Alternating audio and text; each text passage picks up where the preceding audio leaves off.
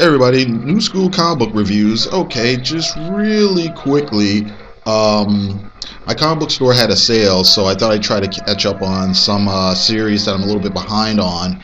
And of course, everything was kind of picked through, so I didn't get everything that I wanted. But I did get Shutter number 3, second printing, so it must be doing really well. I got Shutter number 4. I got Annihilator 3.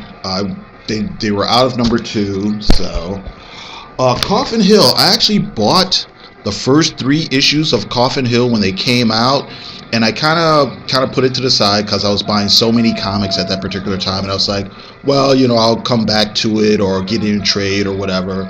And like I said, today they had a sale. I was like, oh, this is a perfect time to to catch up. And like I said, it was back issues were pretty much picked through or whatever.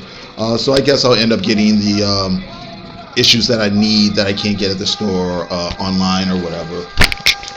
Also got Fight Like a Girl issue 1 and issue 2. I haven't read any of these comics. I have flipped through this one. I kind of think, it looks like it's a really interesting idea. Oh, excuse me. I kind of wish the art was a little bit tighter, but okay. Comic books that I did read. Satellite Sam number 11 by Matt Fraction and Howard Chaykin. Comic book, I guess it's been 2 or 3 months. It's been a few months. Let's see here. I know I've talked about it before. Basically, it's a period piece. It's set in the 50s, backstage at this kid's science fiction show, and all kinds of dirty dealing and stuff like that that's going on behind the scenes. The main character's dad was the star of the show, and we find out that he had all these kind of lewd photos of women, and he's died under some mysterious circumstances. And so basically the story is about trying to figure out what happened to who and whatnot. And here's the main character right here. This issue basically has we kind of pick up. We find out a little bit about one person who's the executor of the state has been beat up by some mysterious people. We find out there's one guy who who's really a black man. He's been passing for white, but his secret has come out. There's another guy who's a writer on the show who's gay, but he kind of has this sort of sham marriage to cover it up, and some people are trying to out him. And really, it's about like I said, a lot of backstabbing and dirty dealing and whatnot. Is totally politically incorrect on several levels. It's profane, it's vulgar, it's semi-explicit, so it's definitely not everybody's cup of tea. Having said that, I do think this is Howard Chaykin's more or less comeback. I mean, I think he's done a lot of work in comics over the last few years that's been really meh, but I think this is him coming back to form. Having said that, this particular issue is kind of I don't want to say it's spinning its wheels, but the pace is kind of slowed down, and I kind of want them to pick up with the mystery and everything like that, and I don't know, modern comic book storytelling. I just kind of wish they just pick it up. Let's move it along a little bit. Next thing I got is Captain Marvel number 12 by Kelly Sue DeConnick and David Lopez. This is a fun comic. I really enjoy this comic. This particular issue, Carol Danvers goes back to her spaceship, and it seems like her cat and her sidekick Chewie are missing, and the ship is all beat up and everything. So she basically has to figure out what happened, and where's Tick, and where's Chewie the cat, and who's behind everything, and whatnot.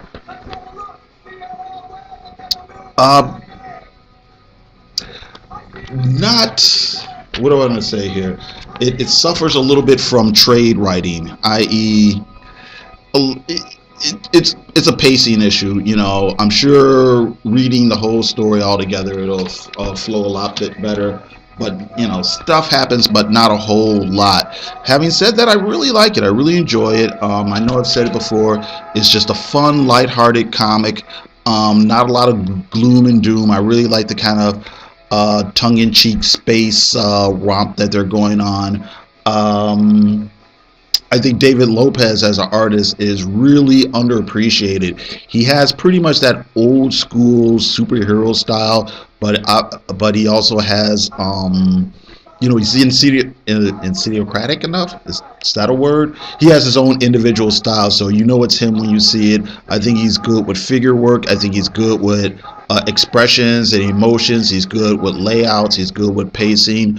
Just a really simple yet solid approach, and I think it's really fun. Like I said, I think he doesn't get enough credit.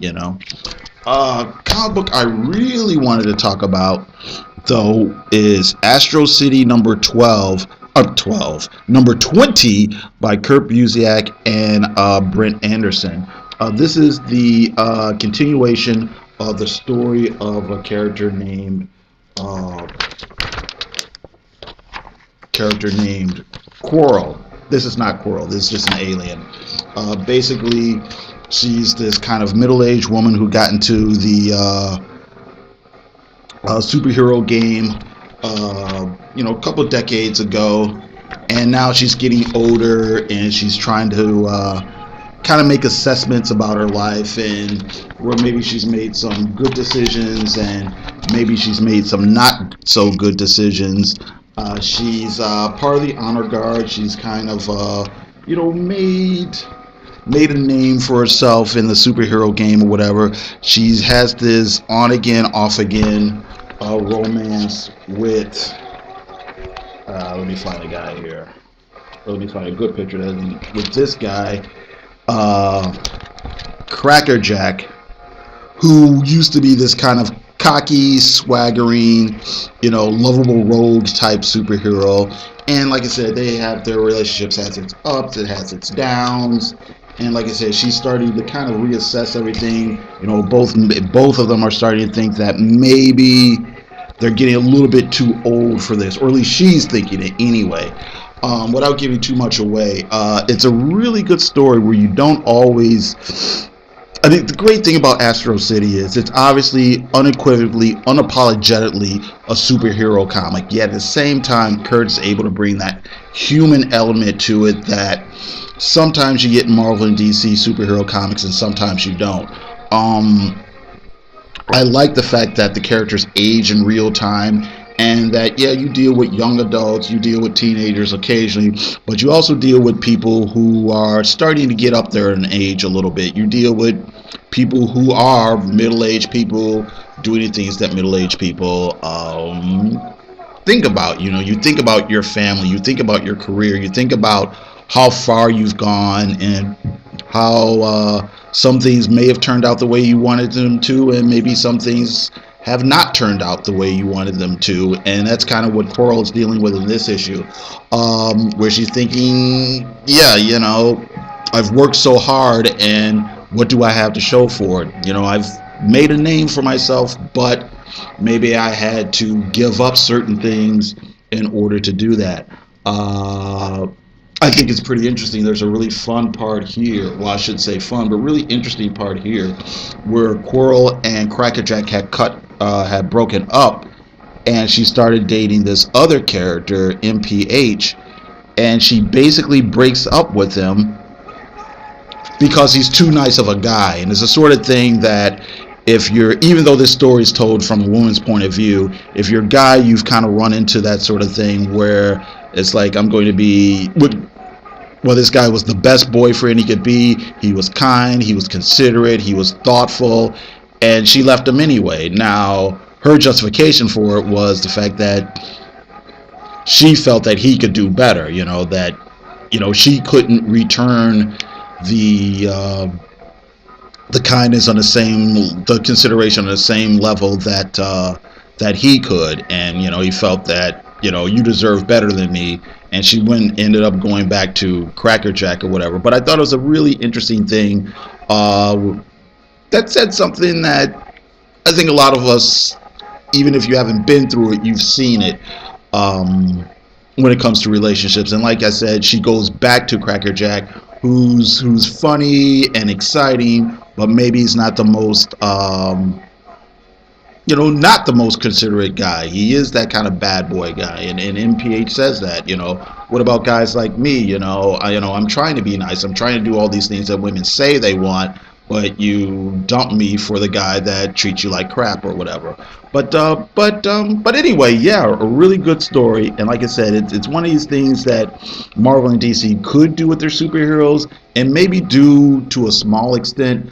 But they could do so much more with them. And I guess that's it. I gotta thank you very much for listening. I've got another video that's been in the can for a while, that I'll probably put up, if not later today, tomorrow, or the next day. So that's it. Thank you very much, and you have a good day.